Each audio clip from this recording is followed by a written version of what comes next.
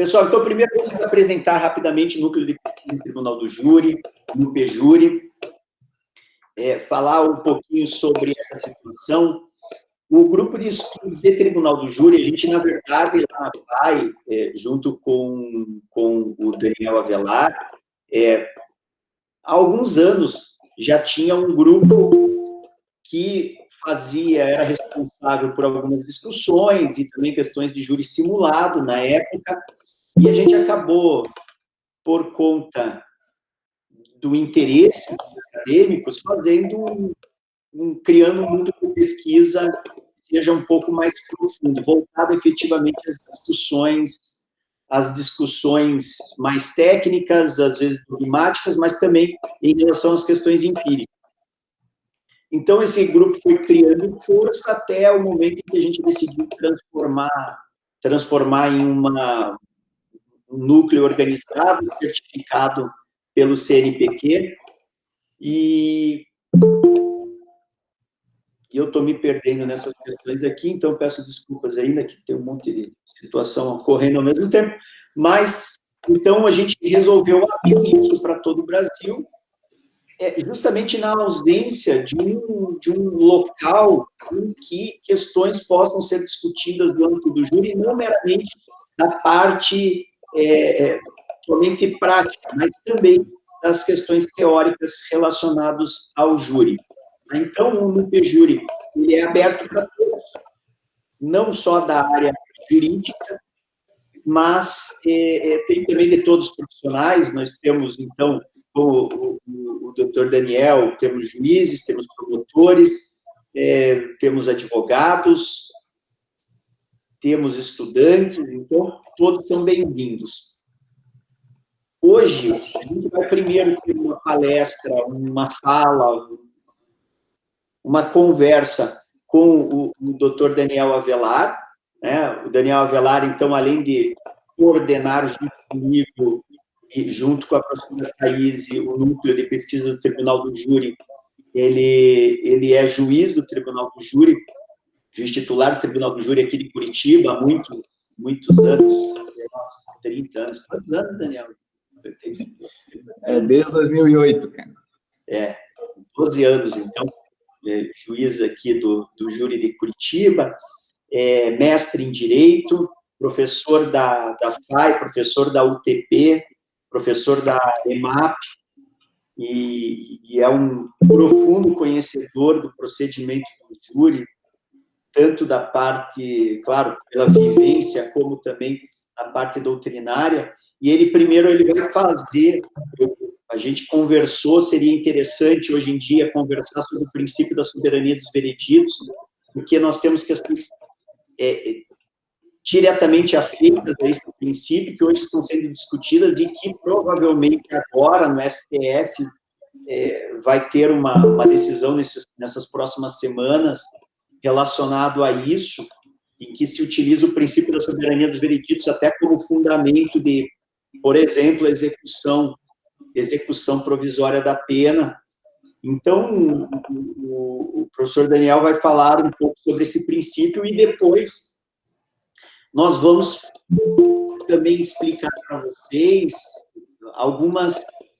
alguns projetos que nós temos, principalmente aí o que vai ser o foco, talvez, da nossa discussão no decorrer do ano, e uma modalidade que a gente que vai ser lançada para a gente poder fazer essa discussão e todo mundo poder participar. Porque a maior dificuldade quando nós temos um grupo de pesquisa é como fazer, principalmente um grupo de pesquisa maior, como fazer para que todos, eventualmente, possam participar e discutir, né? Como a gente vai instrumentalizar isso.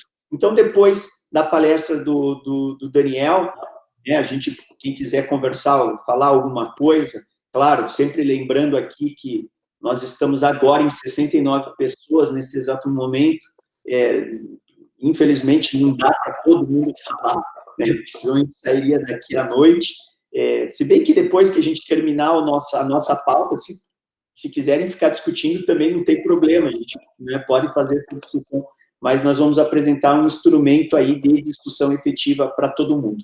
Tá? Então, mais uma vez, gostaria de agradecer a presença de todos, não vou nominar, como disse lá no WhatsApp, porque se eu nominar, eu vou estar cometendo algumas injustiças, mas tem muitos amigos, muitos profissionais de extrema competência, conhecidos, que estão aqui presentes, e eu agradeço a cada um de vocês.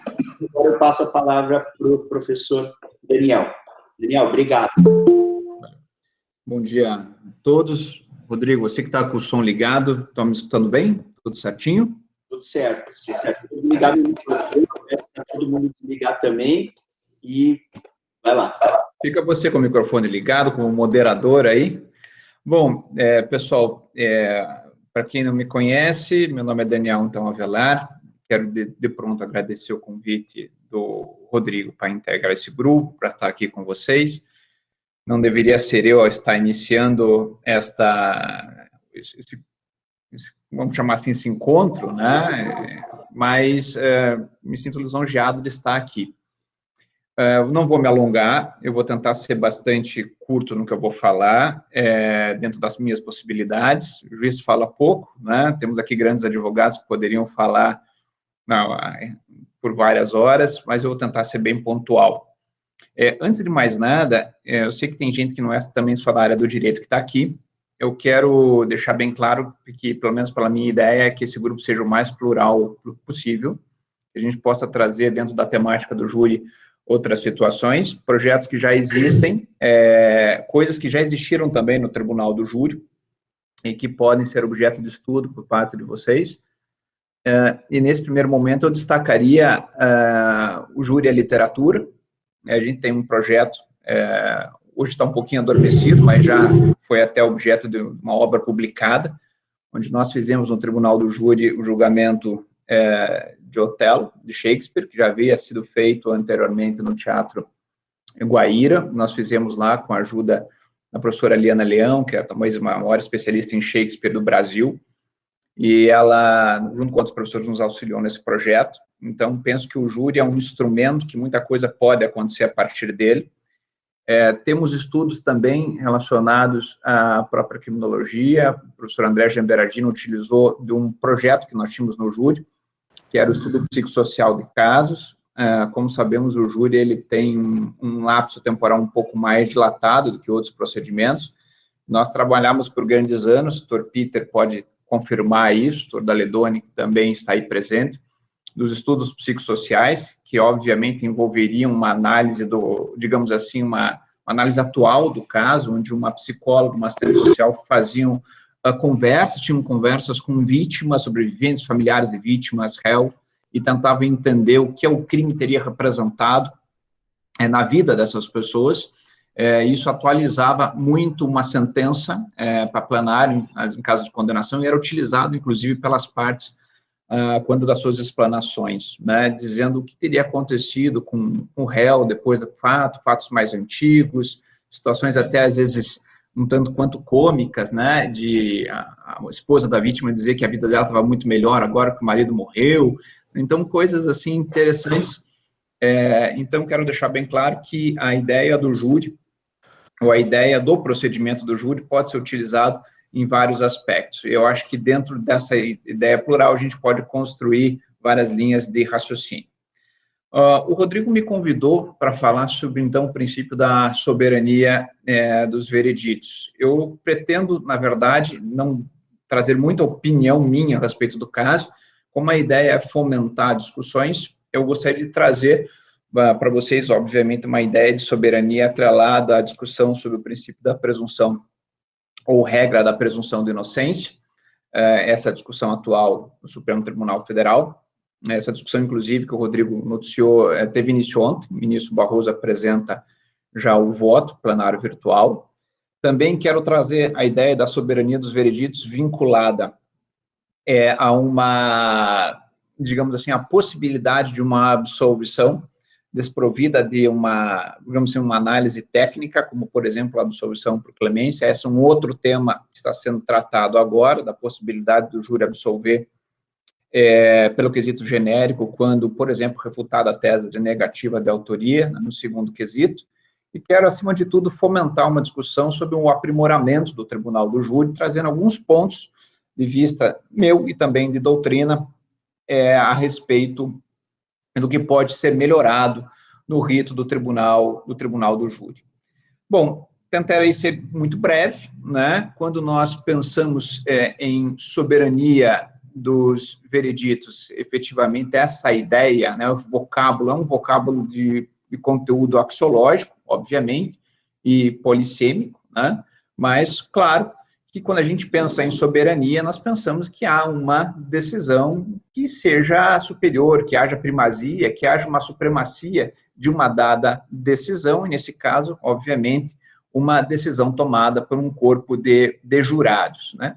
Que, na temática do júri, supostamente dá a última palavra quanto ao mérito da causa. Eu falo supostamente, porque nós sabemos que no júri há algumas situações interessantes, como, por exemplo, a discussão da possibilidade de revisão da decisão dos jurados via revisão criminal, onde isso acaba sendo aceito hoje, como, obviamente, uma ação autônoma de impugnação, e poderíamos até pensar nessa ideia de soberania atrelada, por exemplo, à aplicação da reformação impérios indireta às decisões do júri, onde a decisão do primeiro júri pode, inclusive, ter preponderância em relação à segunda decisão. Isso também é um assunto polêmico, que merece também um destaque em separado.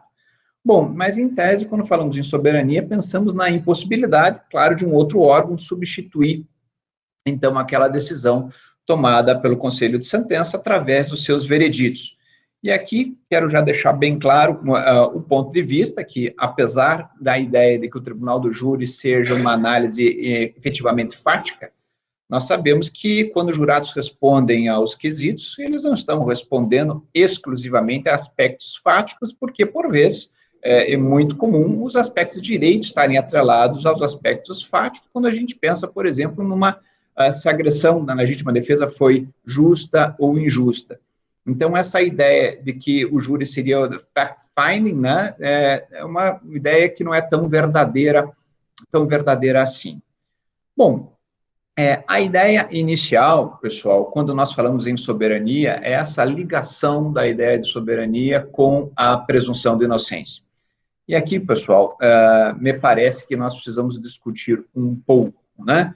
Quando nós falamos em presunção de inocência, vocês que estão acompanhando a jurisprudência do Supremo, de maneira muito comum, visualizam que os ministros, em especial o ministro Barroso, identifica a presunção de inocência na formação, na conformatação de um princípio, né? Quando nós falamos em princípio, nós podemos pensar na contraposição entre, obviamente, regras e princípios. Não quero aqui iniciar uma discussão em Dworkin e avançar a Alexis, mas me parece que a definição da presunção de inocência como princípio ou regra terá uma importância significativa, obviamente, na sua aplicação prática, né? Entendendo como regras aquela ideia fundamental, não quero aqui transformar algo muito denso, não é essa a ideia, mas pensando a regra como algo que vale e que, ou na regra de tudo ou nada, ou princípio que admite ponderação, aqui nós vamos ter um problema que precisa ser enfrentado pelo grupo, quem sabe um trabalho mais denso, que seria discutir se o Supremo Tribunal Federal faz a leitura correta de Alexis, entendendo o princípio ou a regra da presunção de inocência na sua vertente de princípio ou de regra. Então, esse é um ponto que me parece extremamente importante, né? Quem quiser estudar um pouquinho mais isso, ou quiser ver uma contraposição entre a ideia de princípio da presunção de inocência trazida em todos os votos do ministro Barroso e a sua contraposição a partir da Alexis como regra, eu sugeriria a leitura até do parecer já protocolado do IBCCRIM, junto à discussão do Supremo Tribunal Federal quanto à possibilidade de execução da pena no júri após a condenação de primeiro grau, onde há uma crítica a essa ideia de que a presunção de inocência seria princípio, quando poderia ser identificada também na qualidade de uma regra. E quando nós falamos, obviamente, de regra, né, nós podemos pensar de que ela não poderia ser, sopesada, ela não poderia ser descumprida, né? Então, sendo uma regra, imaginando que a presunção de inocência seria uma regra de tratamento, uma regra probatória e uma regra de juízo, né, seria uma regra que deveria ser cumprida, nesse caso, até o trânsito em julgado, obviamente, do último recurso possível, né? Não é essa a visão, já falei para vocês, que pensa, pelo menos nesse momento, o Supremo trata a presunção de inocência a todo e qualquer momento, na sua formatação principiológica e não como regra, né? Bom, então, não estou aqui para, obviamente, trazer um posicionamento concreto a respeito disso, eu estou colocando a problemática para uma posterior discussão, seja em artigo ou mesmo aqui no grupo, mas o fato é que o Supremo Tribunal Federal, entendendo a presunção como um princípio, obviamente, se atrela a essa ideia, a possibilidade de sua ponderação. E, claro, né, a ponderação que está sendo feita da presunção de inocência, aí, claro, são com, digamos assim, certos valores, por vezes, individuais, né, fazendo uma leitura a partir do princípio ou da regra da proporcionalidade, na sua vertente de vedação de proteção deficiente, e aí vem, claro, a presunção de inocência perdendo espaço para outros valores, vamos chamar assim, né? E dentro desses valores, a ideia de punição, a ideia de que a sociedade anseia, supostamente, por um justiçamento. Pois bem, pessoal, partindo dessa ideia trazida na jurisprudência do Supremo, de que a presunção de inocência poderia ser, então, de certa forma, flexibilizada ou analisada a partir da luz da proporcionalidade, será que seria possível, então, imaginar que a presunção de inocência admite graus? Né? A presunção de inocência, ela vai ser enfraquecida no processo penal? Há estágios da presunção da inocência? Bom, obviamente, aí eu volto a essa discussão, trazendo aqui alguma orientação travada no HC 152752, e trago aí a colação um entendimento do ministro Gilmar Mendes lá atrás. Eu falo lá atrás porque o entendimento dos ministros, de certa forma, foram se alterando, talvez, quem sabe, diante de uma política interna da própria Corte. Mas, nesse HC 152752, o ministro Gilmar Mendes trata da ideia de que a presunção de inocência poderia ser analisada em graus. O que quer dizer com isso? Né? Que, de acordo com o estado do processo, ela teria maior ou menor influência, né? Ou força, vamos chamar assim, né? Então, o ministro Gilmar Mendes, ele entende possível, né, ou admite dispensar ao acusado um tratamento progressivamente mais gravoso de acordo com a evolução da imputação. Como fundamento para sua manifestação nesse sentido, ele traz a legislação italiana, né, o Código de Procedura Penale, nos seus artigos 648 a 650, onde se admite que após a decisão da Corte de Cassação, e nesse caso seria o nosso equivalente ao STJ, né, no modelo italiano seria, então, possível uma execução da pena mínima, ou seja, aquela pena líquida, né, transitando em julgado parcialmente a questão. É importante destacar que essa figura da Corte de Cassação, trazida, então, pela legislação italiana, ou trazida aqui no voto pelo ministro Gilmar Mendes, é o posicionamento anterior, inicial, do ministro Dias Toffoli, em que ele admitia, digamos assim, um trânsito em julgado, por gentileza, entre aspas, aqui, a partir da decisão do STJ, né, o primeiro embargo de declaração no área no STJ.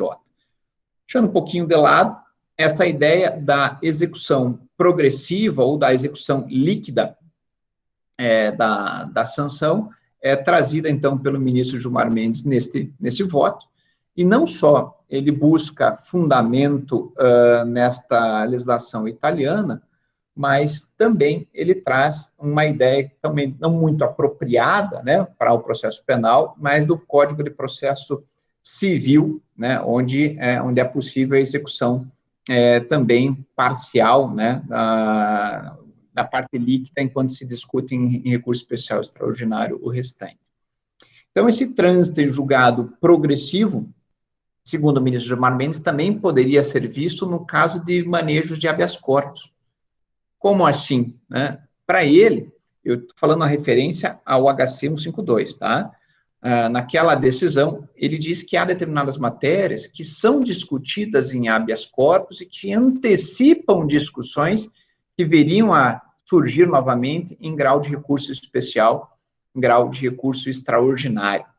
Então, ele entende que se a defesa opta por interpor habeas corpus, ou seja, precipitando, adiantando discussões que deveriam ser levantadas em recurso especial ou recurso extraordinário, ele admitiria, em relação a essas matérias já decididas, uma implicação no recurso especial extraordinário, limitando a cognição que teríamos naqueles recursos e possibilitando também a execução da pena.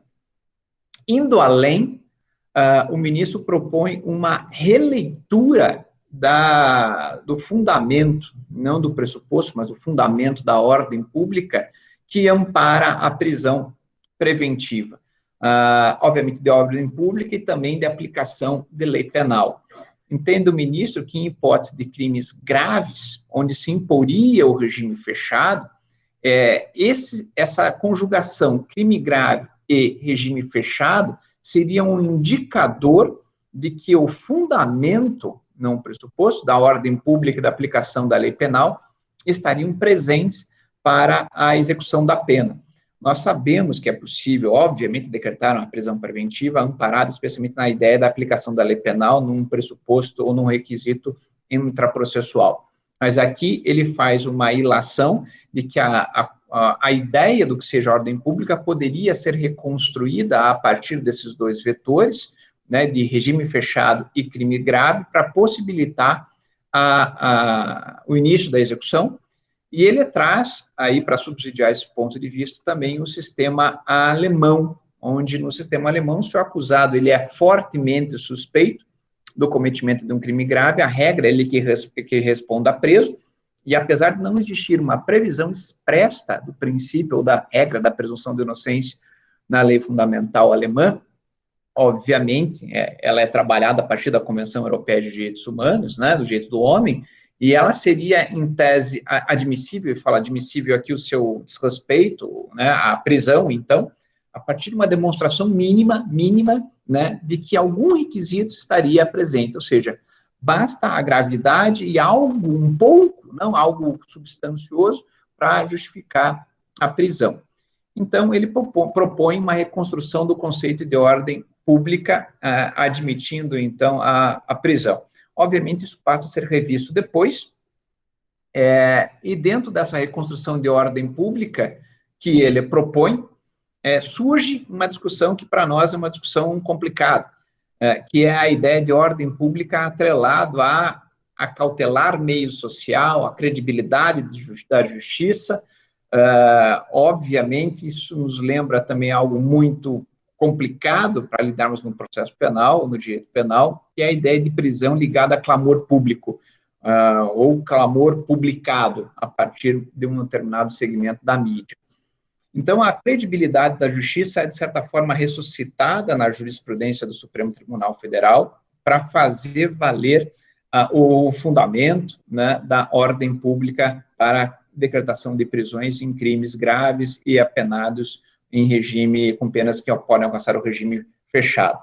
Não preciso nem dizer que essa ideia de credibilidade de justiça é resgatada durante todo o momento pela fala do ministro Barroso, né, dizendo que, obviamente, o direito penal, o processo penal estaria frustrando a própria credibilidade da justiça com processos, efetivamente, que se alongariam por tempo demasiado, né? Tanto é assim, que se discutiu no Supremo Tribunal Federal que essa formação progressiva da culpa, ela se daria de maneira efetiva a partir do julgamento dos primeiros embargos declaratórios, seja em ARESP ou seja em RESP, né? Claro que isso foi revisto depois, mas esse é um fundamento, de toda forma, importante, né? Obviamente que, ao contraponto de tudo isso, né, nós não podemos imaginar que o clamor público possa flexibilizar garantias constitucionais O direito penal, o processo penal não serve, não se dá para isso, né? Se dá como forma de limitação do poder punitivo do Estado, obviamente, mas fomos, de certa maneira, surpreendidos no final do ano passado com a nova reformulação do artigo 492 do Código de Processo Penal, onde lá está escrito, trazida a ideia de que a partir do momento em que o réu é condenado no tribunal do júri, obviamente, né, a uma pena igual ou superior a 15 anos de reclusão, seria possível, ou na verdade, seria possível não, deveria o magistrado determinar a execução provisória da pena, expedindo-se mandado de prisão, a não ser se esse próprio magistrado, numa visão, de certa forma, imaginando que o tribunal decidiria a partir daquilo, pudesse crer que seria possível reverter aquela condenação. Ou seja, ressuscita-se aí aquela chamada prisão obrigatória, né? O que de certa forma, é muito criticado, obviamente, pela doutrina, não preciso nem dizer isso, e contraria a própria jurisprudência do Supremo Tribunal Federal, que desde sempre entendeu, especialmente a partir de 88, que as prisões obrigatórias por força de lei feririam o princípio da presunção de inocência. Vamos ver como esse temperamento da prisão obrigatória, a partir de condenações com 15 anos, será discutido, né? Diante da ideia de violação, obviamente, da presunção de inocência, violação da isonomia. Você pode imaginar um réu condenado por um crime hediondo, por exemplo, uma pena superior a 15 anos, onde não haveria a prisão, e, obviamente, se resgata aí a ideia de que a decisão do júri é soberana, mas, de certa forma, se mostra essa incompatibilidade, até em crimes hediondos, né? Obviamente, estabelece critérios facilmente manipuláveis também, e incompatíveis, obviamente, com a presunção de inocência, e, obviamente, que a gravidade do crime, claro que é uma condição necessária para você, eventualmente, decretar, mas nunca uma condição suficiente por si só para impor a sanção, né? Bom, esta questão da prisão em relação ao júri, apesar de toda a discussão que se tem a respeito da presunção de inocência, que tipo de previsão a gente pode fazer? No julgamento das ADCs, nós acompanhamos que o Supremo Tribunal Federal acabou por ter uma decisão por 6-5, né? Ou seja, por voto mínimo, né? Trazendo a constitucionalidade do artigo 283. E aí, pessoal, qual é a previsão que podemos ter em relação à prisão obrigatória? Eu diria que, a partir das manifestações, especialmente em obter dictum, e nesse caso faço referência expressa aqui ao ministro Dias Toffoli, entendo que em breve espaço de tempo o Supremo decidirá, penso, pela obrigação da prisão a partir da decisão do júri, mesmo não fazendo referência à ideia dos 15 anos, né? Isso pode ser um balizador, mas ontem tivemos já a manifestação do ministro Barroso dizendo que é para toda e qualquer condenação, e pela fala do ministro Dias Toffoli, quando do julgamento do HC 157.752 em obter dictum, me parece ser esse o caminho que o Supremo irá seguir. Posso estar enganado, mas é uma previsão que se faz a partir desse obter dictum, né? Bom, no tocante a esta questão, me parece que esses eram, digamos, os posicionamentos que poderíamos ter.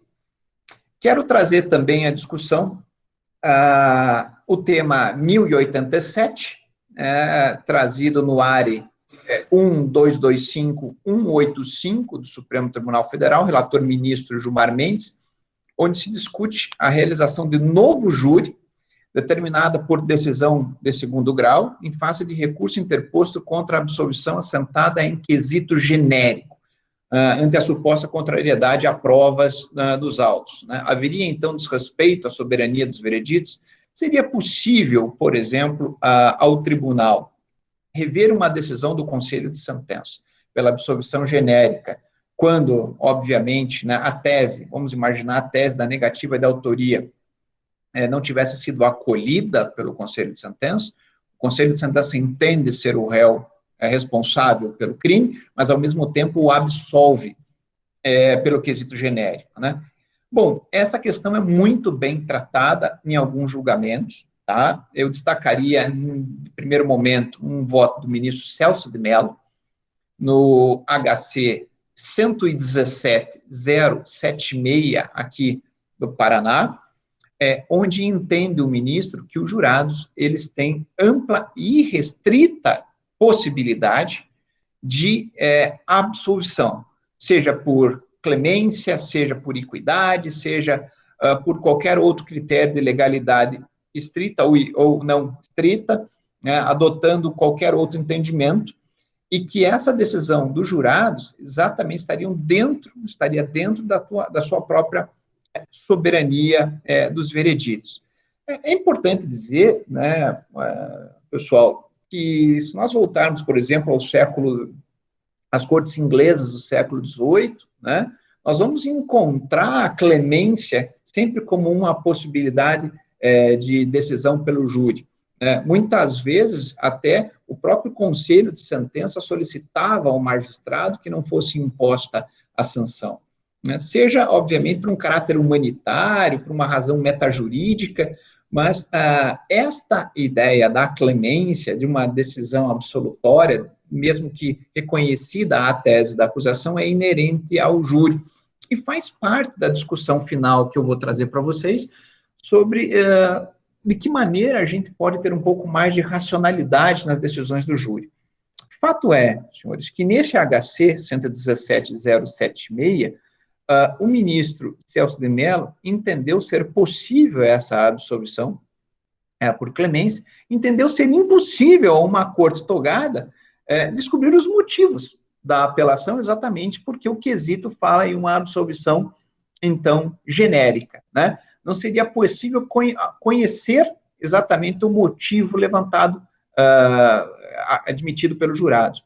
Isso se dá, obviamente, dentro de uma construção nova do modelo de quesitação a partir de 2008, onde nós fugimos de um modelo francês, onde havia, por exemplo, quem já faz júri há muito tempo se recorda quanto era complicado aquela quesitação da legítima defesa, quando havia excesso doloso, culposo, desdobrava em 8 quesitos, para se aproximar de um modelo um pouco mais simples, que é um modelo, então, um modelo norte-americano, onde você tem mais facilidade, onde você oportuniza um conhecimento mais fácil, onde o jurado pode exprimir a sua vontade de maneira mais tranquila, decidindo pela absolvição ou pela condenação, onde estaria ali praticamente quase todas as teses, né?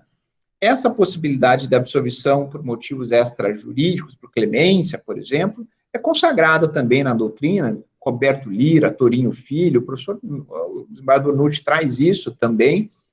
Obviamente, parte também entende que deve ser feita uma aferição mais pormenorizada, né, a partir das teses levantadas pelas partes em plenário. Ou seja, um segundo entendimento, e a gente pode, por exemplo, citar aqui a doutrina do professor Pacelli, entende que o tribunal pode fazer uma aferição.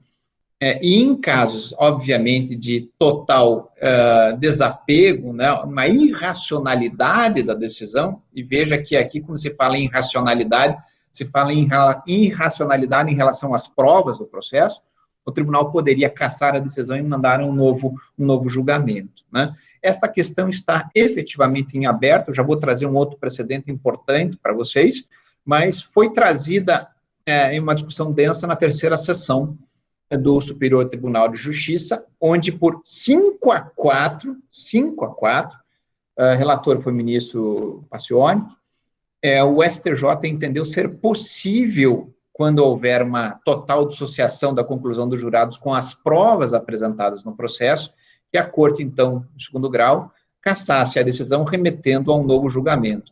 Essa questão é extremamente interessante, porque a decisão se deu por 5-4.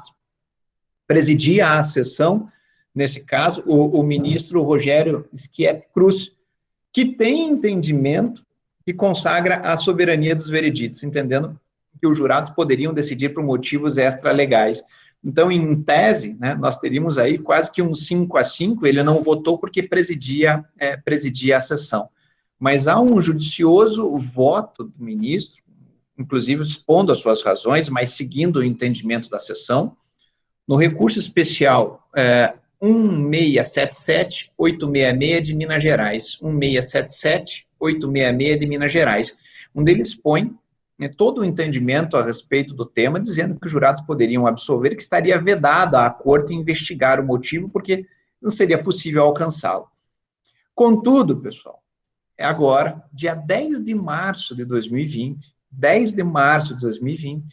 no RHC 170.559, o Supremo Tribunal Federal, em decisão da sua primeira turma, decidiu que o Tribunal do Júri pode realizar nova deliberação em processo julgado de forma contrária à prova dos autos.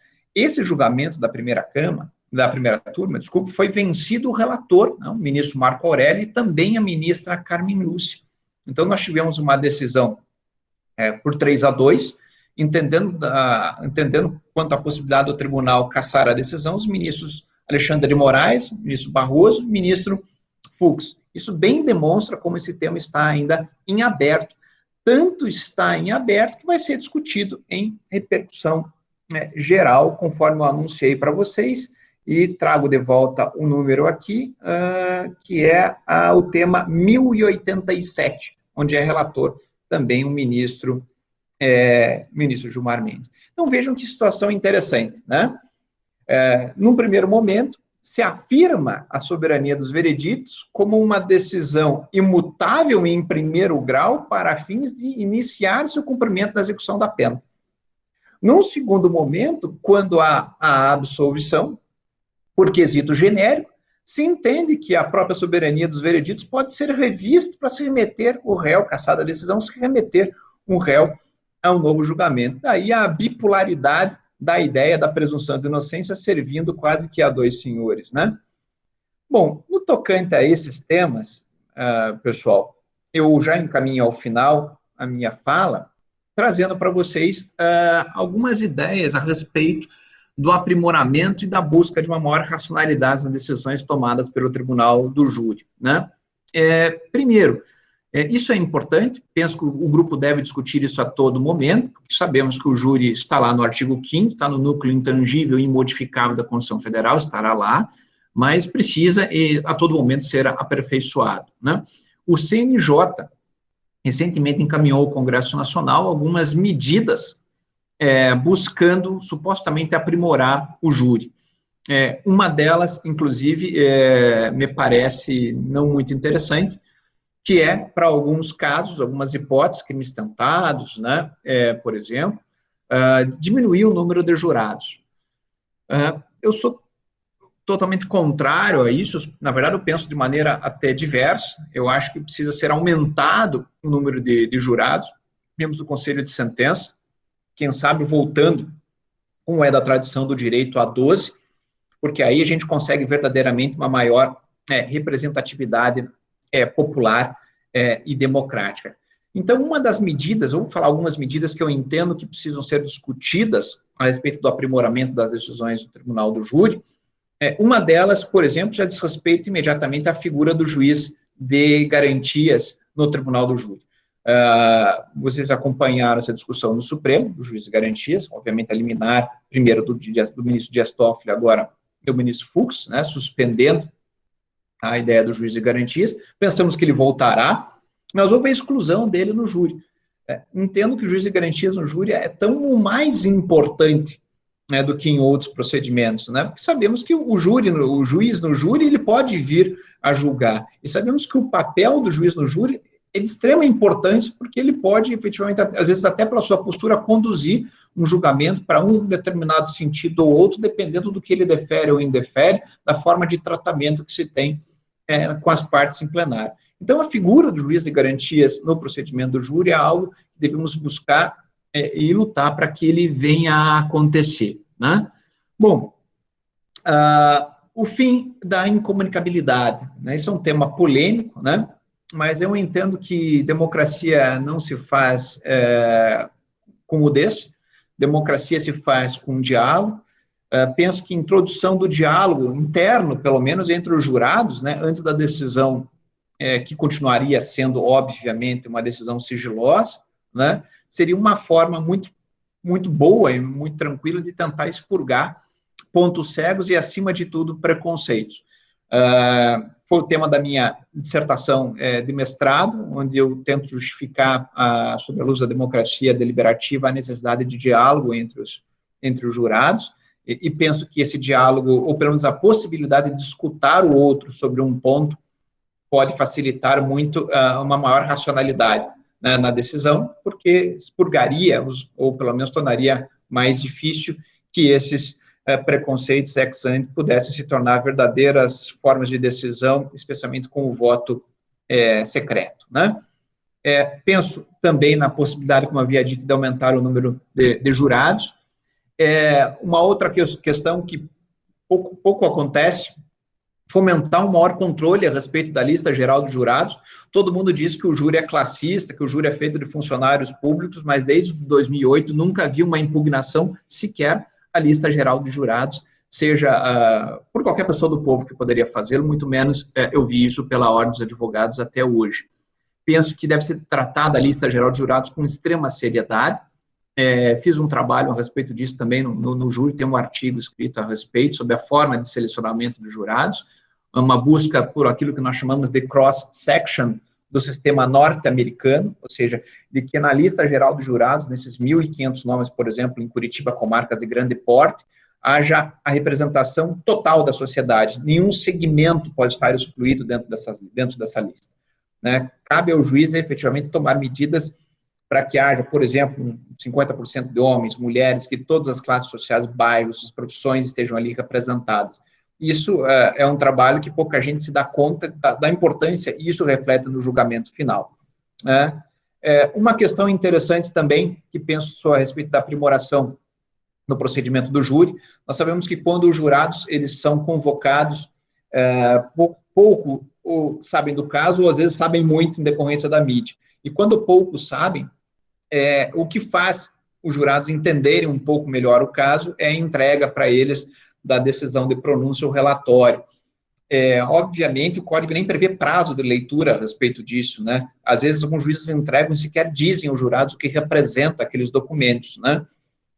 Então, entendo que isso precisa ser melhor, deve ser revisto, né? Quem sabe, com a existência, aquilo que nós temos no júri norte-americano, das falas iniciais. 5 minutos da acusação, 5 minutos de defesa, se recordam antigamente da leitura do libelo, que não existe mais, mas era uma forma de anunciar aos jurados aquilo que iria ser discutido. Talvez uma fala inicial de 5 minutos, só para expor o caso, para que os jurados entendam aquilo que vai ser levado a julgamento, possa facilitar a compreensão deles. Entendo ser necessário um aprimoramento também no sistema de votação. O 4-3 é ruim, e é ruim para todos, né? É ruim para todos. Especialmente agora, quando a gente imagina que pode dar início à execução da pena a partir de um único voto, né? Aumentando os números de jurados, quem sabe para os 12 que eu havia sugerido, e exigindo decisões qualificadas, seja por reconhecimento da condenação, ou seja, mais ainda por reconhecimento das qualificadoras, por exemplo, com 12 jurados, 8 para reconhecer a condenação, 9 votos para reconhecer as qualificadoras, haja pelo menos um pouco mais de racionalidade nessas decisões, né? Simplificação de quesitos, né? Vejam, pessoal, os quesitos precisam ser ainda mais simplificados. A questão de materialidade e autoria, primeiro e segundo quesito, não deixam de ser absolvições pelo mérito. Quem sabe a gente possa evoluir no sentido de perguntar ao jurado, o jurado absolve o acusado, primeiramente e única exclusivamente. Professor, mas como é que eu vou saber o motivo? Foi levantado. Primeiro, eu acho que eu vi até hoje um caso, pelo menos nos meus 12 anos de júri, em que se negava a materialidade, né? É muito raro isso acontecer, né? O mais comum, obviamente, são as teses negativas de autoria e as absolvições pelas excludentes, que vem no terceiro quesito, que são mérito, né? Não faz diferença aí, né? Não faz diferença. Então, se quer dar mais soberania aos jurados, se quer evitar decisões conflituosas, talvez se possa melhorar ainda mais a quesitação, questionando, obviamente, sobre a absolvição geral, e na sequência, claro, se houver uma desclassificação, ela vem antes ou depois, dependendo da situação, e as qualificadoras, né? Isso é tão evidente, né, que há uma discussão sobre a ordem de quesitação nos casos dos crimes tentados, né? Hoje o STJ entende que, sendo o crime tentado, mas a tese benéfica, ou a melhor tese da defesa é a absolvição, deve ser feita a inversão. A gente não fazia isso antes, mas obviamente que a jurisprudência está correta, né? Se a tese mais benéfica é a absolvição, ela tem que vir antes da tese desclassificatória. Apesar de quem é do processo civil, mas como assim? Vai apreciar um mérito antes da preliminar, que é a discussão sobre competência? Você pode fazer, deve fazer, no caso do júri, há uma previsão nisso e obviamente, está amparado a ideia de plenitude de defesa. Um dia um promotor perguntou para mim, poxa, mas nós estamos fazendo essa inversão, mas nós sempre apreciamos o mérito antes da preliminar, né? Não votamos materialidade e autoria antes de votar a desclassificação. Então, não há nenhum problema em relação a essa evolução. A parte da doutrina, e aí eu coloco, por exemplo, o professor Auri Lopes Júnior, o professor Lênin Streck, o professor André Caran, que sustentam até a formação do escabinato para o tribunal do júri. Isso é uma coisa que precisa ser melhor refletida, e eles assim o fazem, especialmente pela ideia das decisões do júri serem segundo um consciência, onde com o escabinato poderia também buscar uma maior racionalidade e motivação nas decisões.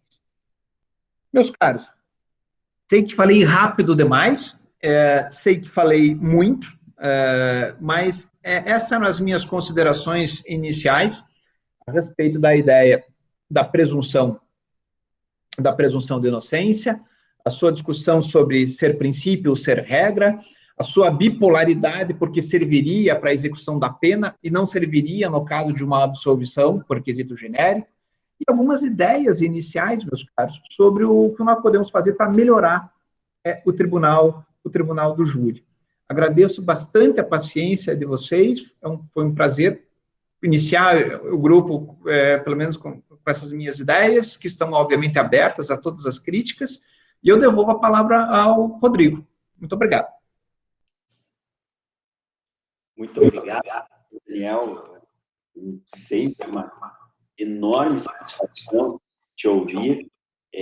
Para a gente, inclusive, que muitas vezes a gente tem à nossa disposição muitos autores e que daqueles considerados garantistas que efetivamente respeitam a Constituição, é mais difícil, por outro lado, ouvir alguém do judiciário que também tem essa mesma visão, ou uma visão que possa efetivamente garantir os preceitos fundamentais. Então, para a gente é um alento ouvir, né? A gente já conhece o doutor Daniel há muito tempo, então nós sabemos que para a gente, eu acho que aí tem vários advogados de júri aqui, para a gente é sempre uma garantia de tranquilidade quando nós sabemos que é o doutor Daniel que está julgando os nossos processos, justamente pela forma tranquila, serena e estritamente respeitadora da Constituição que vai lidar com o caso. Então, para a gente é uma grande satisfação também te ouvir, porque esses 12 anos, né, sendo juiz titular aqui no Curitiba, também te dá uma possibilidade de verificar, sempre conversando com todos, verificando com os jurados, a forma que eles decidem, quais são os pontos que poderiam melhorar, e isso é excelente, né? Então, muito obrigado, Daniel. Realmente é uma grande honra poder te ouvir aqui. Eu acho que todo mundo, pelo que estão comentando no chat ali, todo mundo gostou muito, achou excelente a sua explanação. Obrigado. Obrigado, Rodrigo. Obrigado pela oportunidade. Você sabe aqui, né? Você coordena junto, então, sempre quando você quiser falar, você está aqui, tem toda a condição para isso. Pessoal, como que a gente vai fazer agora? Claro, eu vou abrir aqui, são 10h55, se alguém quiser fazer alguma consideração, a gente vai fazer uma consideração aí, no total, a gente vai fazer algumas considerações para quem quiser, tá? Eu vou possibilitar. Mas antes, algumas situações aqui. O doutor Daniel, ele falou sobre materiais. E eu já vi que, por exemplo, o Márcio, né? O doutor Márcio, Eu não gosto de chamar o Márcio de doutor, não porque ele não é doutor, ele é doutor, na verdade, mas, porra, ele é tão amigo que ele, né, ficar chamando amigo de doutor, eu acho ruim. Tudo bem. Desculpa, doutor Márcio Soares Berclas, ele até falou dos materiais, né? Então, assim, a gente vai conversar com o doutor Daniel para a gente disponibilizar esses materiais no site. Alguns a gente já tem, mas a gente vai ver ali alguns, por exemplo, que são abertos, né? Ser do IBCCRIM, que ele comentou, o HC, o 2, o entendimento do Gilmar Mendes, ele comentou da dissertação do mestrado dele, disponível, porque dissertações são obrigatórias, está disponível, a gente pega lá no site da Unibrasil e traz aqui. E o artigo de jurados que o Daniel comentou, que eu não sei se você pode passar, se tem direitos autorais, se não tem. Vou passar, sim, claro. Pode passar? Então, perfeito. São esses os materiais que eu fui anotando aqui, que ele comentou no decorrer da apresentação, e que nós vamos colocar lá no nosso site, né, tribunaldojuri.com.br.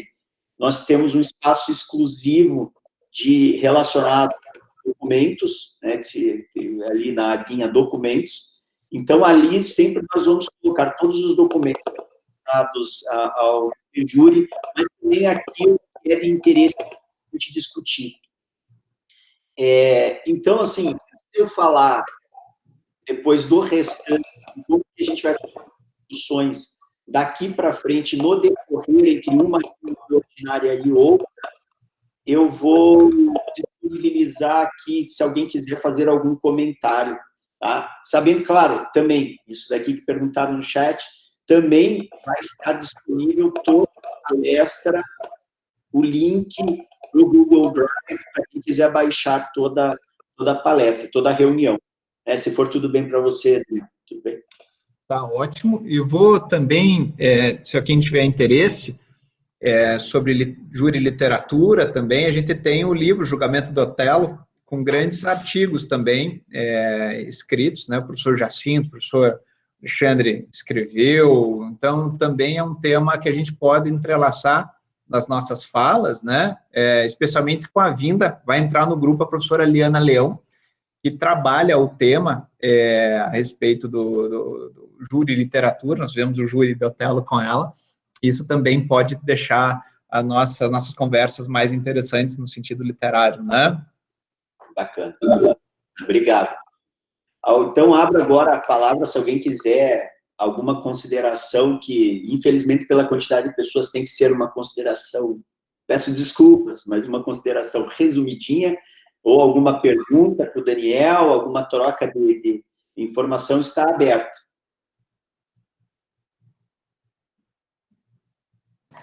Eu tenho uma pergunta. Na verdade, é mais, não só uma pergunta, mas uma colocação também. Veja, a partir do momento que o professor Daniel, ele fala, né, que da possibilidade, né, da intenção como melhoramento do júri de aumentar o número de jurados, né, passando a ser, então, um número ímpar, né, um número par, perdão, né, para 12, né, creio eu que a partir daí, então, nós teríamos, de fato, instituída o princípio do indúbio pro réu, de forma muito mais forte, porque hoje, se o advogado não sustentar, né, obviamente, né, o indúbio pro réu, acaba que fica muitos jurados ali que não tem qualquer conhecimento do direito, enfim, e a defesa, de uma certa forma, não conseguir explanar isso de uma forma precisa, obviamente, acaba sendo dificultado. Então, eu só queria fazer essa colocação, professor Daniel, você acha que, e fazer uma pergunta se o aumento do número de jurados, tratando-se também do número de par, também para avisar essa situação da efetiva aplicação, então, do dúbio pro réu, no caso do empate aí, na votação.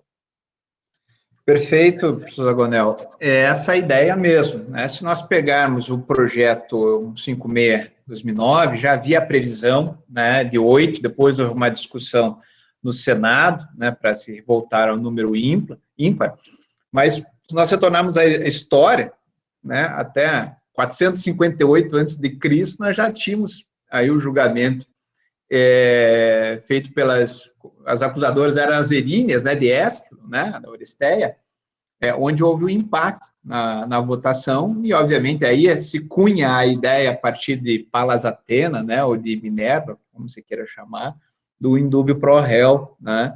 Então, obviamente, um empate, até porque o princípio é da presunção de inocência, ou da plenitude de defesa no júri, não poderia ser diferente. A gente teria um pouco mais de segurança a partir daí. Até porque essa questão é interessante também, se nós buscarmos, não estou dizendo que estou adotando isso, tá?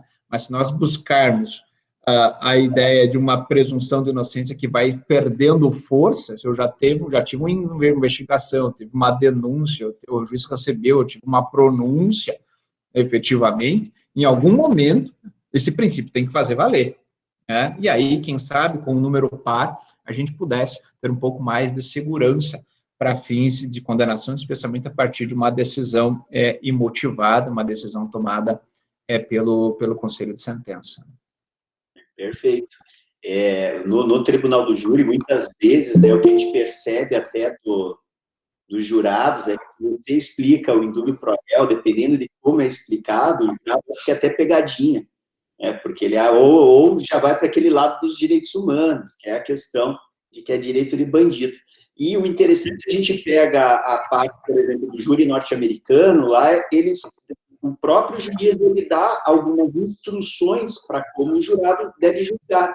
E normalmente, a instrução que é dada, uma das instruções que é dada para os jurados diretamente pelo juiz é a questão do beyond a reasonable doubt, ou seja, além da dúvida razoável. Vocês podem condenar, mas condenem apenas se não houver dúvidas razoáveis. Então, e daí vem do juiz, né? Então, isso é uma situação que talvez também outra questão que pode ser pensada, instruções a serem dadas de forma imparciais aí pelo juiz para possibilitar uma decisão com mais qualidade, talvez, né? Rodrigo, essa questão é importantíssima pelo seguinte, veja que muitos magistrados entregam a cópia da pronúncia aos jurados e sequer explicam o que é aquilo.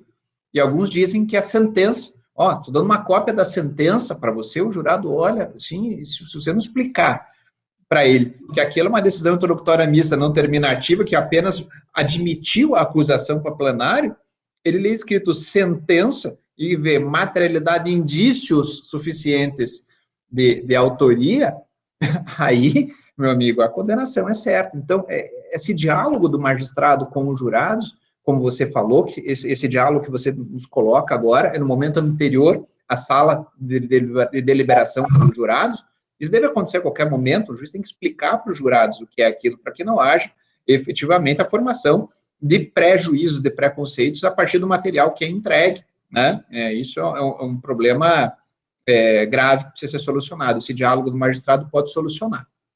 Verdade. O Márcio está fazendo uma pergunta ali, Daniel, no chat. Deixa eu achar aqui, eu estou com... Na linha que fez Lênio Streck, ele pergunta, né, naquele Símbolos e Rituais, aquele livro dele, analisando os resultados dos julgamentos em Rio Pardo e Santa Cruz do Sul, respectivamente colonização portuguesa e alemã. Há algum estudo sobre os resultados aqui em Curitiba, suprimir a República? Não, assim, eu não... isso é fácil de visualizar. Talvez eu fale alguma coisa agora para vocês, que talvez soe um pouco estranho, mas eu quero explicar, né? Eu penso que júri tem que ser 70% da condenação. Espera lá, tá louco? Não, deixa eu explicar. Não pode chegar a júri qualquer coisa. Não pode chegar a júri qualquer coisa. O magistrado, na pronúncia, ele não pode lavar as mãos. Claro que há decisões em que o magistrado não pode tomar. Houve excesso na legítima defesa, não lhe compete. Mas eu acho que quando nós lidamos com o processo com seriedade, você não deixa chegar a júri qualquer coisa. Isso eu falo, seriedade são o Ministério Público, o juiz, a defesa, né? Não deve chegar a júri qualquer coisa. E se chega, tem que ter um substrato, né? Eu brinco com 70% de condenação. Eu penso que tem mais condenação, efetivamente, no júri, e deve existir, talvez, por esses filtros. Por exemplo, eu não admito uma pronúncia amparada exclusivamente em elementos de informação colhidos no inquérito policial. Eu não admito isso, né? Há uma discussão bem interessante, e, se vocês me permitem, eu faço só uma observação de um caso emblemático que aconteceu na minha carreira. Foi uma situação em que não havia nenhum elemento, muitos anos atrás, nenhum elemento produzido em juízo nenhum. Eu impronunciei o réu, houve recurso do Ministério Público, o tribunal decidiu assim, olha, realmente não há nenhum elemento no inquérito policial, mas o julgamento se dá perante o plenário do júri, e pode ser que lá no plenário do júri apareça alguém. Claro que a gente fica na vontade de rir, né, de certa maneira, porque se durante meses foram feitas todas as diligências possíveis e imaginárias para encontrar uma testemunha, o réu foi citado, também tomou rumo ignorado, você acha que no tribunal do júri ia aparecer alguém? E não apareceu. Então, estávamos lá eu, o defensor público e o promotor de justiça. Bom, eu iniciei o júri, eu chamei os dois assim na bancada, a gente estava fazendo o júri, quem vai lembrar, emprestamos um plenário ali do Palácio das Araucárias, ali no Palácio do Governo, para poder fazer o júri, quem estava fazendo mutirão. Então, nem era o plenário, era direito, né? Era aquela situação, era um auditório, vamos chamar assim. Eu chamei a promotora, o promotor, falei assim, olha, o defensor, gente, vamos embora cedo hoje, né? Daí a promotora, não, se eu pedir a pronúncia, eu vou até o final, eu quero a condenação. Mas condenação agora com o quê? Você não teve elementos para pronúncia produzida em contraditório. E se não tem nenhuma testemunha servida em plenário, seria possível ao júri suspeitar o artigo 155 e condenar alguém exclusivamente com os elementos de prova colhidos na fase de investigação? A soberania do júri alcança isso? Eu entendo que não. Ela não. Então vamos lá. Eu olhei para o defensor público brincando e falei assim, ó, que a força esteja com você, né? Não tinha muito o que fazer, né? E 4-3, réu condenado. 4-3, réu condenado. E eu, sei lá, talvez por certo impulso, dissolvi o conselho de sentença. Disse que não iria, que aquilo não poderia ser realizado, que a utilização... uma confusão. Tive que fazer uma fundamentação ali. Me recordo de chegar no gabinete e ligar para o professor Alexandre. Alexandre, aconteceu isso, o que eu faço? Você está louco? Como é que você dissolveu o conselho de sentença? Pois é, agora já fiz. Não venho falar que eu fiz besteira, mas agora está feita. Né? Dele, não, você vai ter que fixar a pena. Não vou fixar a pena. Dele, olha, você fala que a pena não se aplica. Pois é, liguei para o professor Paulo Rangel, mesma coisa. Não tem jeito, só tem que fixar a pena. Mas, o júri não pode suspeitar o artigo 155, etc.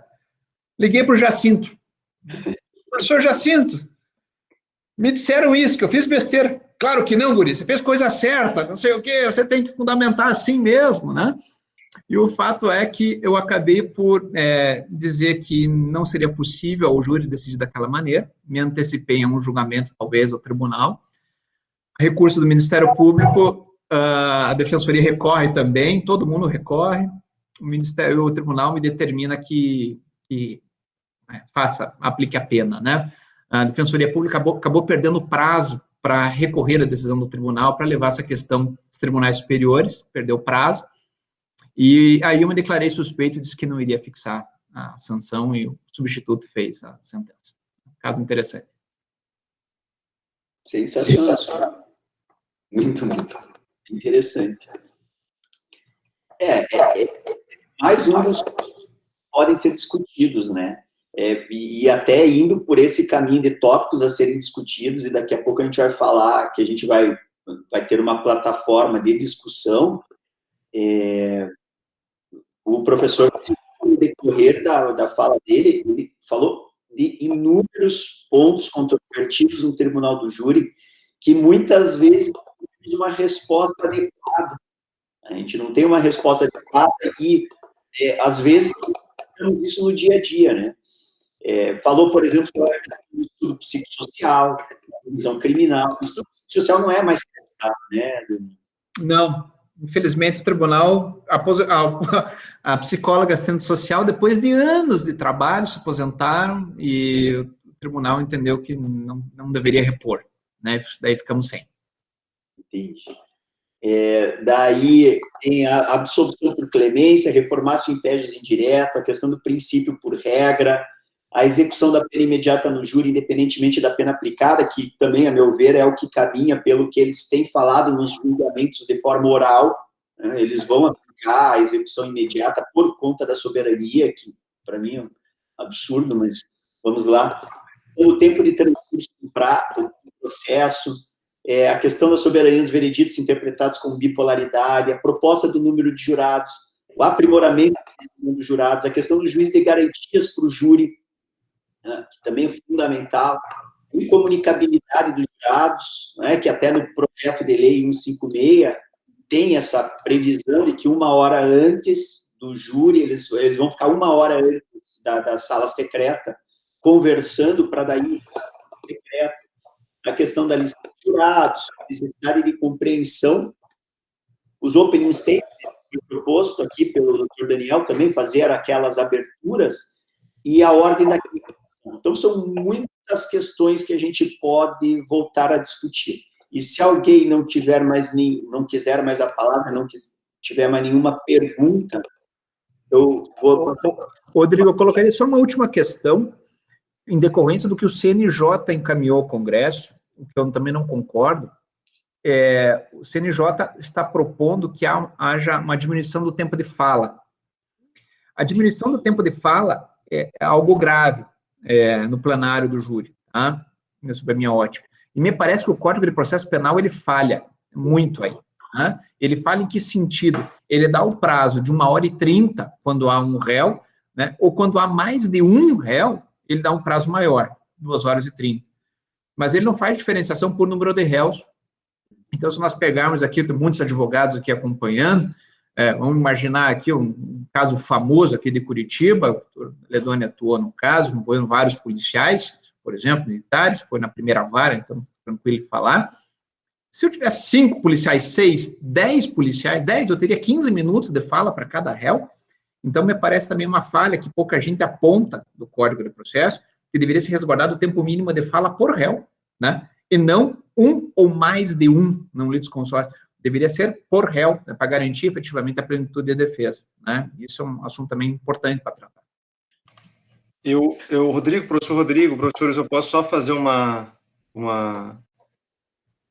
apenas colocar uma questão que é muito interessante, que me lembra, agora que o professor falou, eu tenho um júri para acontecer, em que fui nomeado, contratado apenas para o plenário, e quando eu percebi que eram vários réus, e que com advogados distintos, eu pedi ao juiz, né, do júri que, desde já, fizesse com que os tempos fossem diferentes, ou seja, que ele dissesse já que no plenário, por conta da complexidade, os tempos seriam diferentes. Como eu imaginava que ele diria não, ele disse não, então eu impetrei um habeas corpus no TJRS, que levei em recurso ordinário constitucional para o STJ, que levei para o Supremo.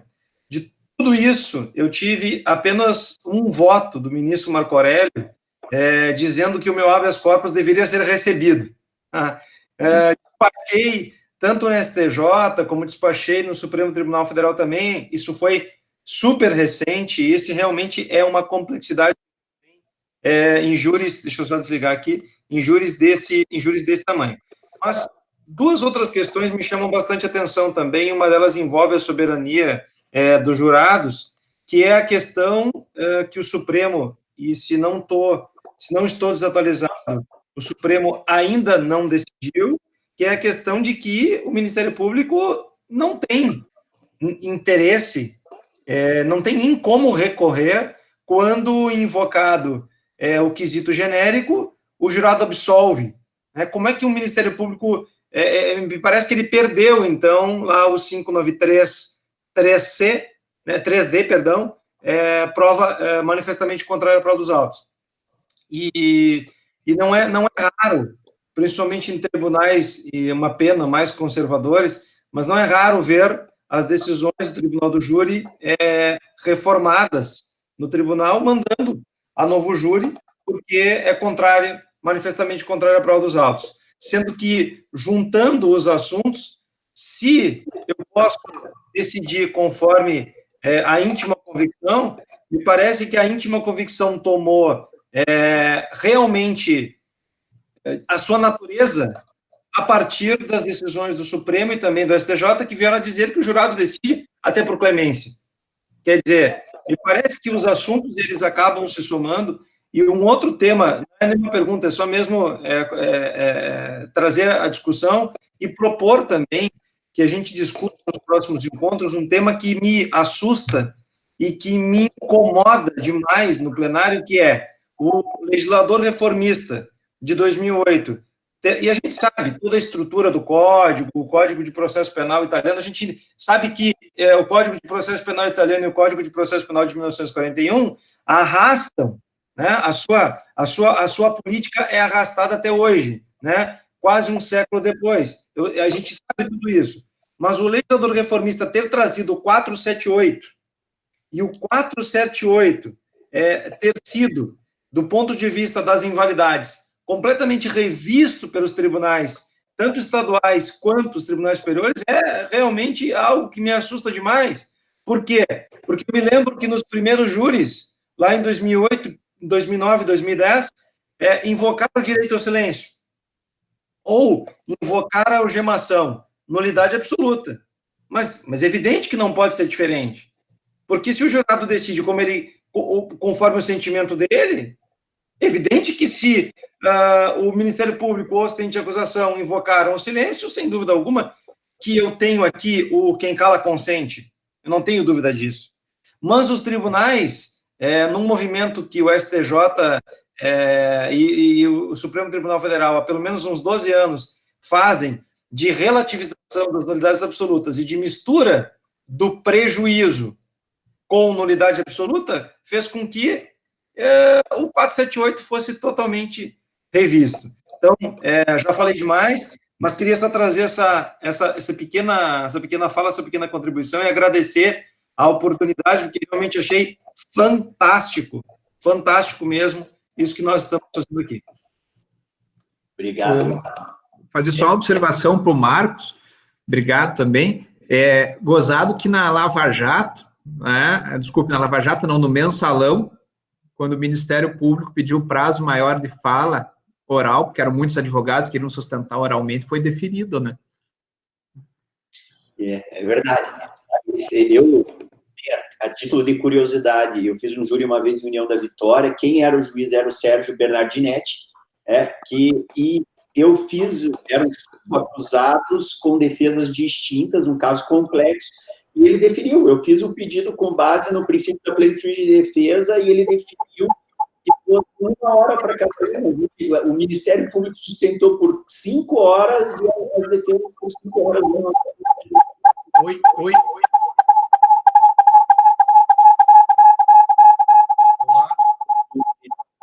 Eu acho que você tem que diminuir um pouquinho, Daledoni, o teu volume do... Deixa eu ver aqui.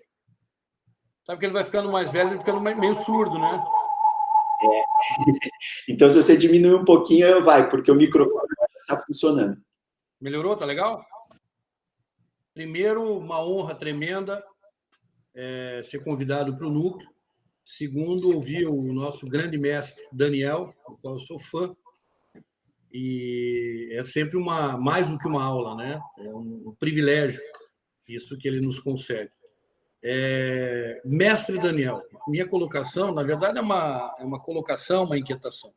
O que nós vemos, nós que operamos aí muito, quase que exclusivamente no Tribunal do Júri, é que se nós levarmos essa questão do tempo de fala, quando temos mais de um réu, às cortes superiores, o que se vê muito é que eles deixam isso na mão do magistrado, do presidente da sessão. Então, o que nós sentimos, pelo menos ao meu sentir, é que, efetivamente, nós precisamos de uma sensibilidade nesse tocante dos presidentes das sessões, do juízo de primeiro grau, mestre Daniel, porque nós nos vemos assim absolutamente sem ter para onde correr. Porque se não bastasse, por exemplo, termos ali um tempo diminuído, por vezes nós temos teses colidentes dentro de uma gama enorme de acusados, né? Se não bastasse isso, nós temos, às vezes, bancas que não se entendem, que não se conversam, bancas até de advogados que são inimigos. Então, tudo isso gera uma dificuldade tremenda, absoluta, absurda. Então, assim, o que eu colocaria é que, não sei se por meio aí de uma moção, do que a gente inquietar essa sensibilidade nos juízes presidentes, né? Porque Daniel só tem um, é uma pena, né? Tinha que ter uma meia dúzia de Daniel espalhado pelo Brasil, não só aqui. Uma meia dúzia de Daniel, a coisa ia ser muito, muito melhor. E eu não estou falando isso aqui para babar teu ovo, para dizer que isso é melhor. Eu sou teu amigo, eu te conheço há muitos e muitos anos, eu conheço a tua trajetória, né? Nós temos uma dificuldade tremenda em um dos juízes de Curitiba, que eu também gosto muito da pessoa, mas tem dificuldade tremenda com ele.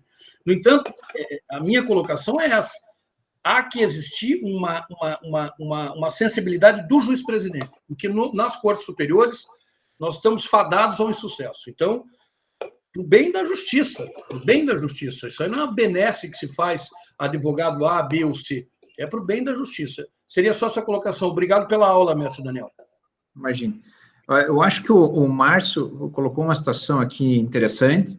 Eu penso que isso realmente pode ser requerido, né, e deve ser requerido ali antes da sessão, sem prejuízo de ser feito ali após o pregão, eventualmente, né, não vejo nenhum problema em relação a isso. Talvez o melhor fosse até antes da sessão, para que o juiz pudesse também conceder um prazo mais dilatado ao Ministério Público, que falará em primeiro. Acho que não há problema em relação a isso, e o magistrado tem a obrigação obviamente, de decidir isso. Se você parar para pensar, 1h30, e eu conheço também o teu trabalho, às vezes 1h30 é o tempo que você gasta inquirindo uma testemunha, né, e teria 1h30 para falar depois, né? Então, me parece que a alteração possível do código seria estabelecer prazo mínimo por réu. Aí você tem uma certa razoabilidade, né? Seja esse prazo que for, e nós temos que discutir qual seria o prazo correto, né, nesse sentido. Ok, obrigado.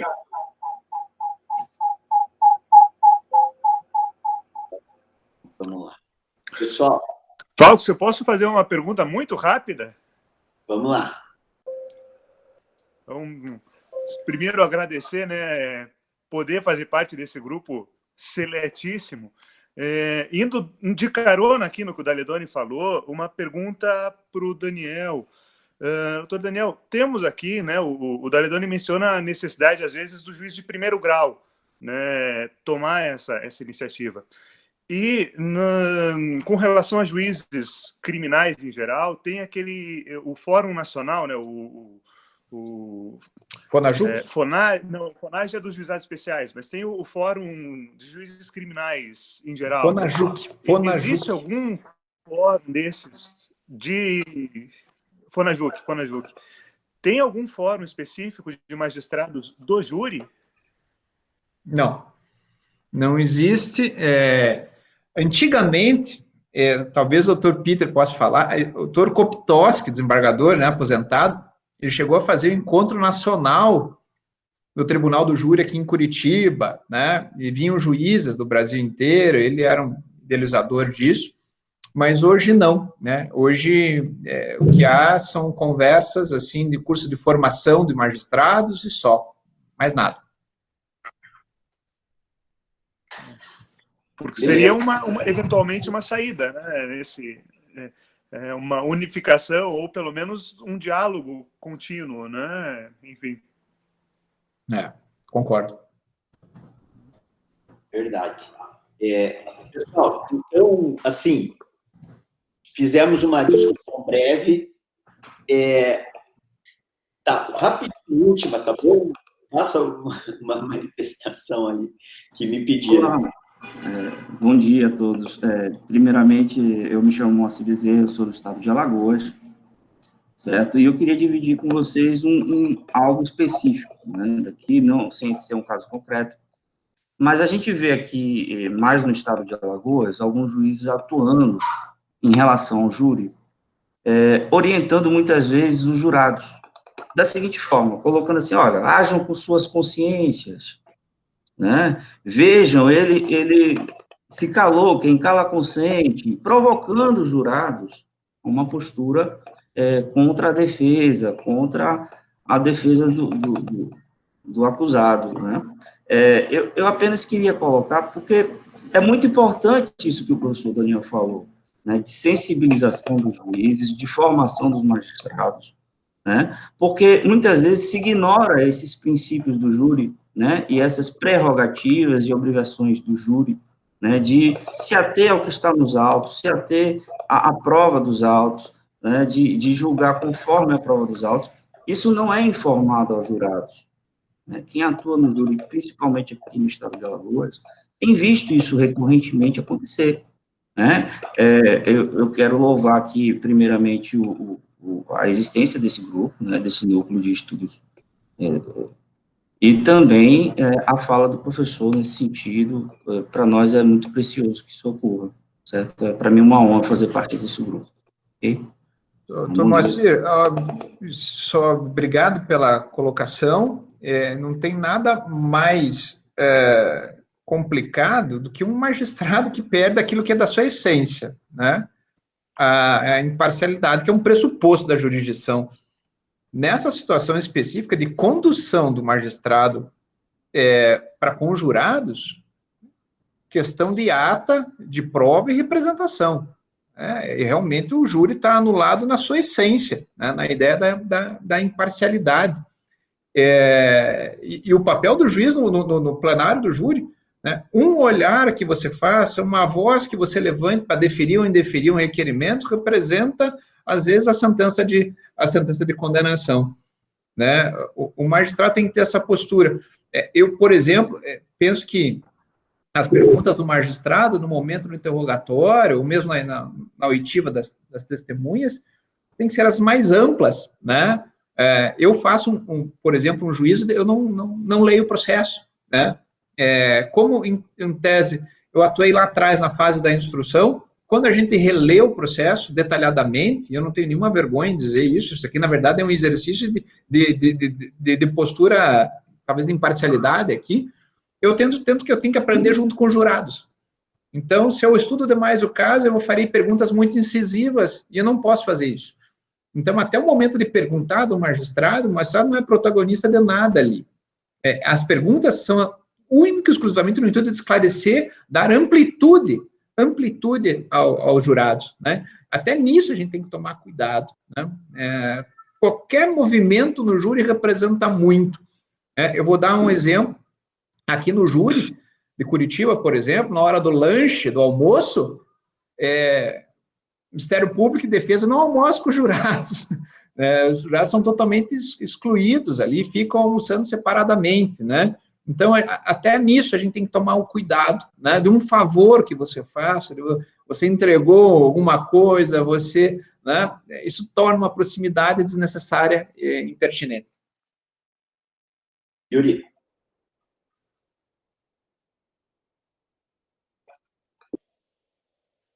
Aqui, estão me vendo?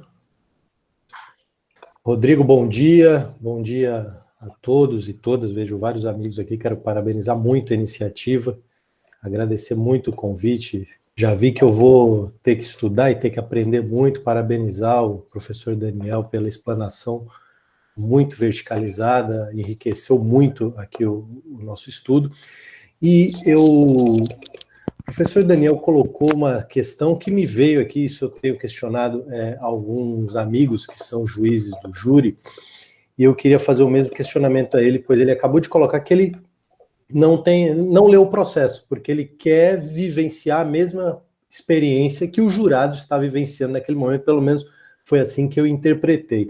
Eu queria saber do professor Daniel, na sua experiência enquanto juiz do júri, se ele fosse decidir, digamos que ele fosse o juiz a decidir aquele caso que está diante dele.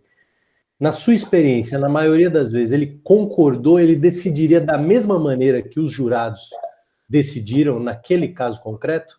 É uma pergunta assim da sua experiência enquanto juiz. na ampla maioria, decidiria da mesma forma ou de maneira distinta? É isso. Obrigado, gente. Bom dia. Obrigado, Yuri, pela pergunta. É difícil dizer do modo geral, mas pelo menos o júris de Curitiba, que eu presido desde 2008, claro que há situações aberrantes, né? Mas são exceções. Não tenho dúvida nenhuma que 70% dos casos, 80% dos casos, eu entendo que há uma concordância, pelo menos do meu ponto de vista, com a decisão dos jurados, né?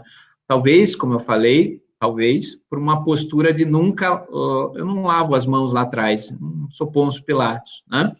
Eu acho que para chegar no júri tem que ter um substrato, efetivamente. Mas, obviamente, que há situações em que você vai entender de maneira contrária, né? E aí, talvez, por você, pelo menos eu tentar não vivenciar essa postura de estudar o caso, a partir do momento que você se apaixona pelo caso, você tem que se afastar, né? Você tem que se afastar do caso, né? E a postura do magistrado não é só aquela que ele sente do processo, mas aquilo que a sociedade vê ele, na ideia da imparcialidade objetiva, né? Mulher de César, mais ou menos essa a ideia. A partir do momento que eu entendo que eu estou num caso que, à luz da sociedade, eu não poderia estar, eu me afasto. Eu me recordo, recente não, mas tive uma situação em que um aluno meu da Universidade do Tuiuti foi assassinado.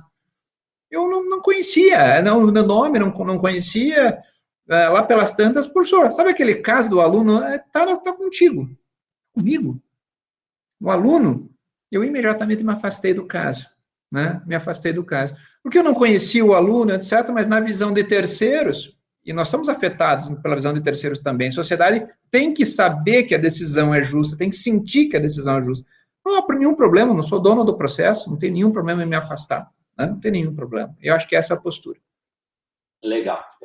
Obrigado, a Thaís, coordenadora também, ela quer fazer uma consideração, e daí a gente vai passar para a questão dos artigos e a forma de discussão, porque nós vamos apresentar uma forma de discussão aqui para todos.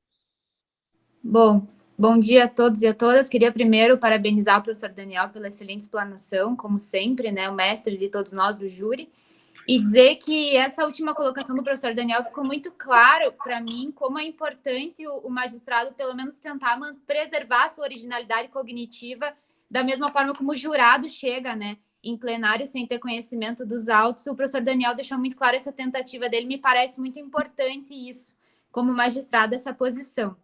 Um ponto que eu queria levantar, corroborando com o entendimento dos outros colegas aqui, é a situação da divisão do tempo. Eu precisei fazer um júri em que, pelo número de réus, eu tive 21 minutos para promover a defesa em plenário. Então, isso é extremamente problemático. Impetrei habeas, não consegui e precisei ir a plenário. E o meu pleito, no sentido, era, eu não estou pedindo para não fazer, eu estou pedindo para ter tempo de fala para poder efetivamente promover uma defesa eficiente, porque em 21 minutos, e foi o que efetivamente aconteceu, é complicado. Então, são os desafios que a gente tem que lidar. Outro ponto que eu queria deixar consignado seria com relação à lista geral de jurados, que o professor Daniel mencionou.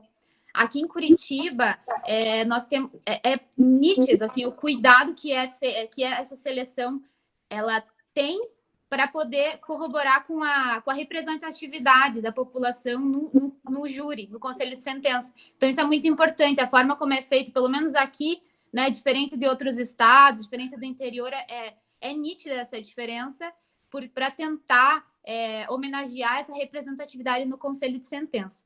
Queria lançar uma pergunta para o professor Daniel, que seria com relação à fala dele, no sentido de que o que chega em plenário tem certo substrato.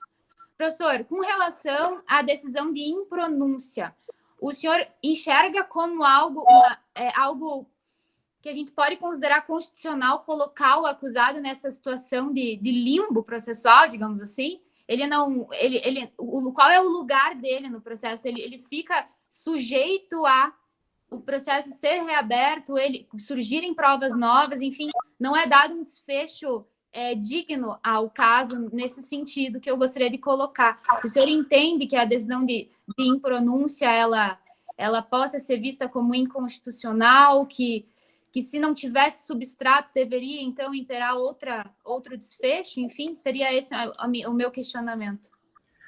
ela não deveria existir, né? A impronúncia não deveria existir. Você tem uma cognição mais verticalizada antes do que no júri, né? Sumário de culpa, você escuta 8 testemunhas, no júri você escuta 5, quando, né? E olha lá, né?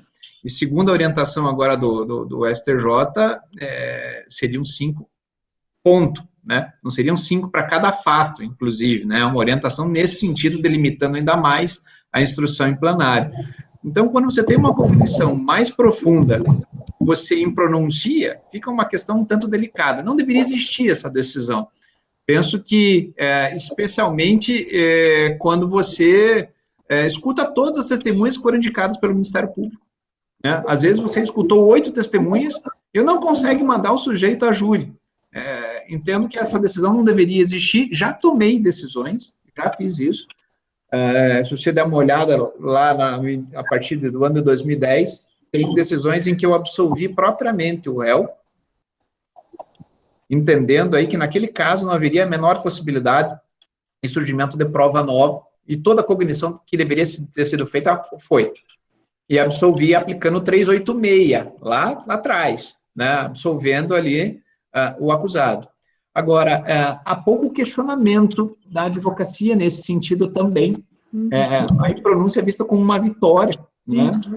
Porque, na prática, é mais fácil voltar a carta rogatória de Vladivostok, quem jogou War lembra, do que um caso de um réu impronunciado a continuar essa investigação e descobrir fato novo. Se um dia acontecer isso, eu acho que o delegado tem que se declarar suspeito, apesar de não existir uma suspeição, mas ele pode se declarar, o Código de Processo Penal diz que alguma coisa está errada, né? Eu nunca vi isso acontecer.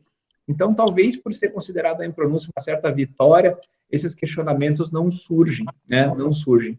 Agora, como eu falei, já tive decisões em que eu absolvi o réu, entendendo que não haveria mais cognição a ser feita no processo. Não é que uma testemunha faltou, não, todo mundo foi ouvido, né? E aí, efetivamente, foi colocado um ponto final. Mas isso precisa ser melhor trabalhado, quem sabe extirpado do código. Uma consideração, uma curiosidade, Daniel, o Roncalho, para quem não sabe, é um procurador de justiça aposentado que trabalha aqui comigo no escritório. Ele falou que já viu uma. Já teve uma carreira de uma impronúncia que foi transformada, depois teve prova nova, ele já viu uma. Então, para quem conhece essa história do Roncalho, viu? Boa história. Ele viu uma. Pessoal, obrigado, então, pela consideração de todo mundo.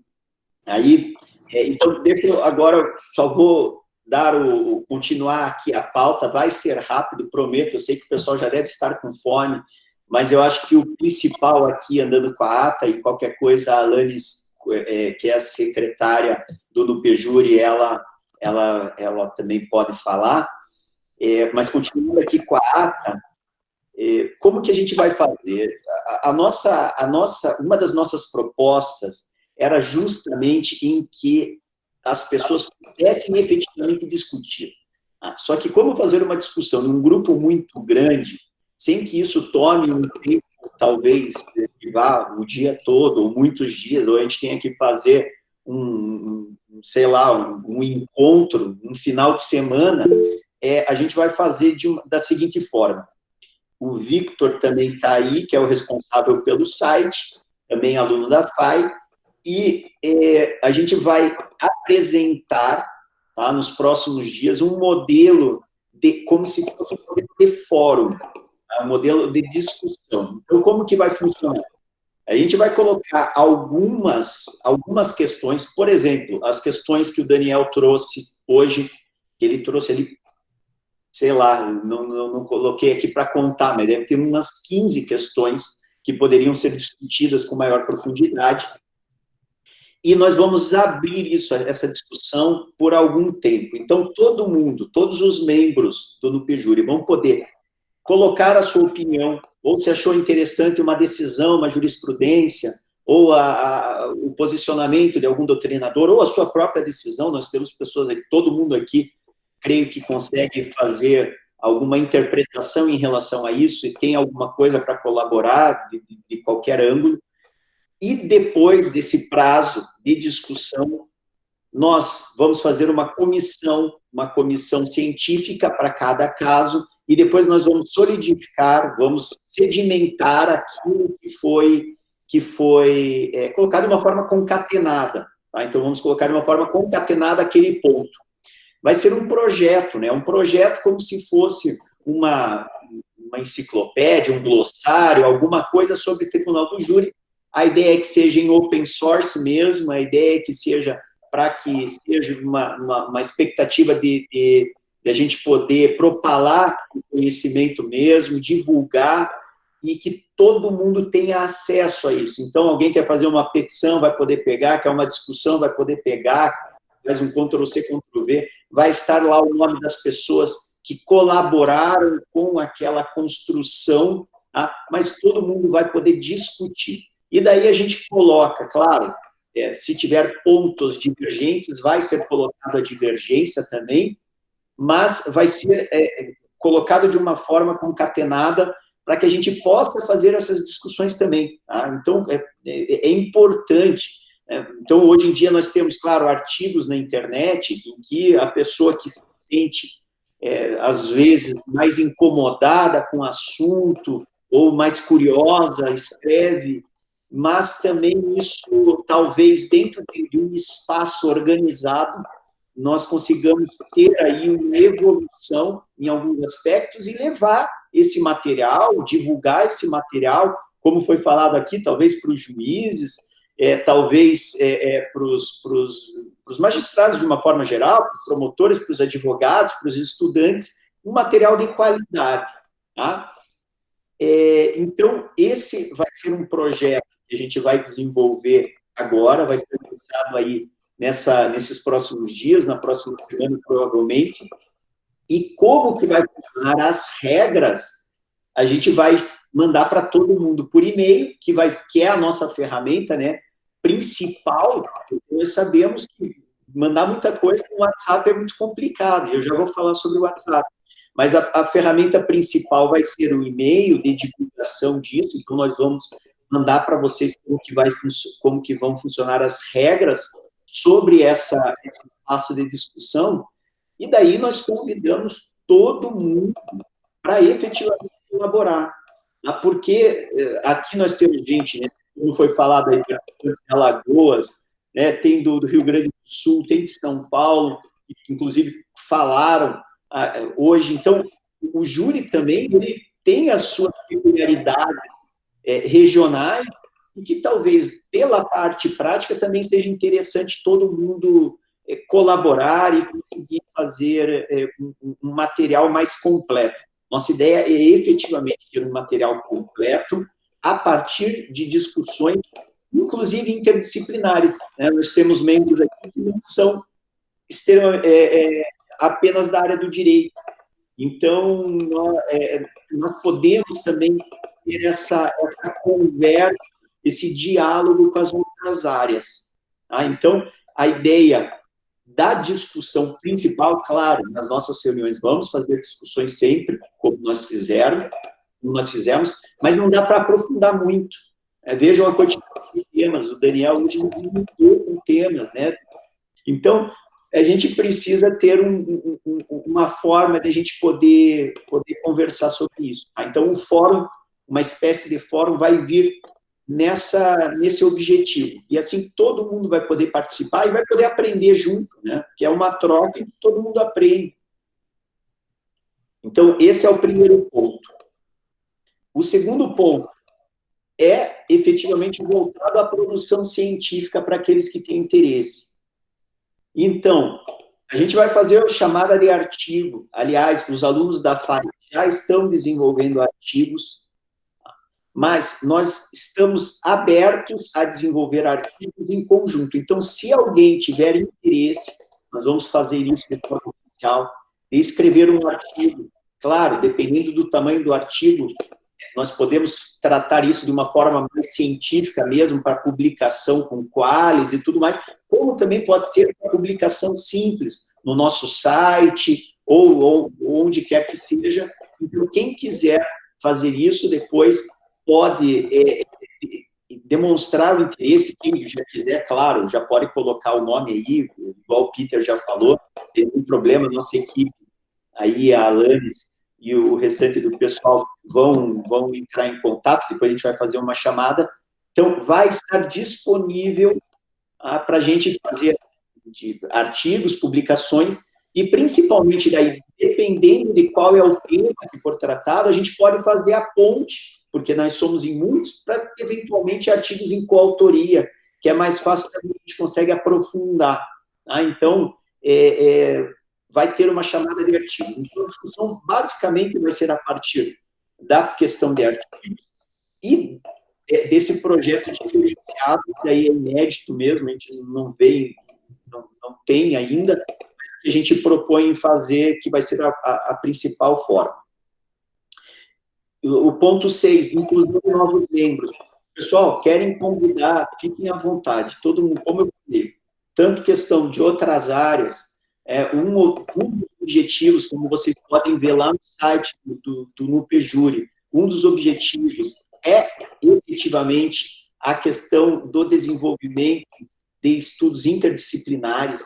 Então, a questão da formação da convicção, questões cognitivas, questões de memória, tudo isso também da parte de psicologia do testemunho, da parte de psicologia cognitiva, assim como a parte de antropologia, né, e quaisquer outras áreas que possam dialogar são bem-vindos, independente de serem estudantes, pesquisadores, profissionais, todos são bem-vindos. A gente, quanto mais pessoas nós tivermos para compartilhar o conhecimento, é melhor. Perspectivas de futuros eventos. Pessoal, a gente já formou uma comissão, tá? E a nossa ideia é fazer um evento nacional, um congresso nacional, provavelmente para o final do ano. Nesse ano ainda, vamos ver como que vai essa história de Covid ou de existência do país como um todo, mas, dependendo da situação, vai aí ficar para o final do ano. Vamos começar a organizar um evento nacional, que daí também mandaremos maiores informações para que a gente possa se reunir, a partir de palestras. Não sabemos ainda o que vai ter, mas essa comissão está analisando se vai ter, eventualmente, alguma apresentação de pôster, alguma coisa assim, tá? Então, eventos futuros são esses, mas também lembrar que as nossas reuniões são 8 reuniões ordinárias no ano, porque são reuniões mensais. Mas no meio do ano e no final do ano tem aquela parada básica. Então, são pelo menos 8 reuniões ordinárias mensais, como essas. O do mês que vem vai ser no dia 23, normalmente é todo último sábado do mês, mas, excepcionalmente, vai ser dia 23 no mês que vem, porque o professor Leonel Gonçalves, ele vai fazer a apresentação. Quem já está no grupo lá sabe quem é ele. O Leonel é um cara sensacional. Ele é diretor do CERRAS, né, do Centro de Estudos de Justiça das Américas, vinculado à OEA, e ele participou diretamente da implementação do sistema acusatório na América Latina. Nós sabemos que nós somos o último país ainda inquisitorial da América, das Américas, e ele participou efetivamente e tem contribuído muito para isso. Só que, além disso, ele é um especialista em júri.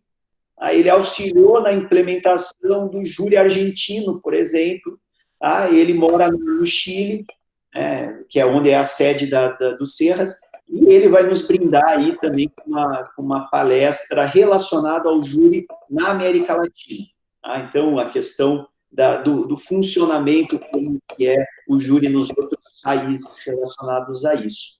Eles também têm um curso bem legal que eles fazem em Washington, sobre oralidade, que é em todo janeiro, lá na Universidade de Washington, também pela OEA e o CERRAS. Eu acho que ele também pode falar sobre isso. Tá? Então, no mês que vem vai ser dia 23 23 de maio, no mesmo horário. Eu pedi para ele analisar lá qual que é o horário para ele lá, não sei se tem diferença. Questão da próxima reunião foi isso. Pessoal, questão só de regras. O WhatsApp lá, eu acho que a gente não teve problema e não vamos ter, né? Vamos só conversar sobre questões relacionadas ao júri mesmo, tá? Então, questões políticas, essas coisas, vamos deixar de lado, meme, essas coisas. Neste grupo não precisa, tá? Então, como regra, vamos deixar isso, tá? E daí eu vou passar a palavra para eles divulgarem também a questão das redes sociais e tudo mais que já está funcionando, né? Não sei se a Alanis ou a Caroline querem falar. Quem que vai falar?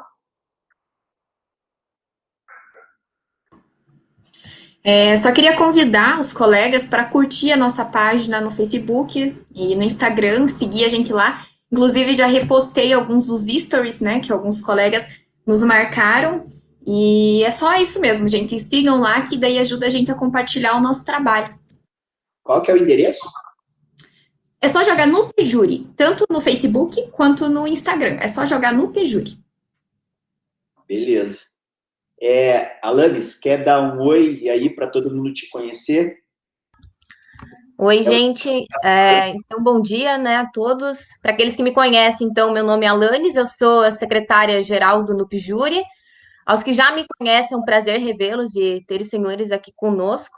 Professor Daniel, novamente, obrigado pela exposição, né? É um prazer sempre ouvir os teus ensinamentos. Com certeza o senhor tem um conhecimento notório acerca do tema. Então, eu espero que todos sejam bem-vindos, sintam-se à vontade também para convidar os demais colegas para participarem aqui conosco do NUPJURI. Sempre é bom ter mais gente colaborando e incentivando a troca de conhecimentos. E eu estarei, então, responsável por responder os e-mails, para confirmar as inscrições dos novos membros que se cadastrarem para participar do grupo. E qualquer dúvida, eu sempre estarei à disposição aí dos senhores. Então, no mais é isso. Sigam a gente lá nas páginas, que nem a Carol já falou com vocês. Qualquer informação também pertinente à inscrição, a objetivos, às reuniões, está disponível no edital do site do Tribunal do Júri. E qualquer coisa também a gente permanece à disposição no que não foi esclarecido, tá bom? Então, muito obrigada. Pessoal, então, é isso. A ata, a gente sempre faz uma ata, depois o link também da reunião vai ficar disponível para todo mundo. Então, foi uma satisfação que vocês todos estão presentes aqui. Queria agradecer especialmente o professor Daniel pela disponibilidade de poder compartilhar o conhecimento dele. E, pessoal, tá, sim, tem livro. Pode deixar, Márcio, vou ver a questão do livro. E pessoal, então, bom final de semana para todos, e a gente vai conversando. Quando a gente lançar isso daqui, quando lançar o fórum, a gente já avisa na sequência para a gente continuar as discussões até a próxima reunião, tá bom? Muito obrigado e tenham um ótimo final de semana. Um abraço. Obrigado, Daniel.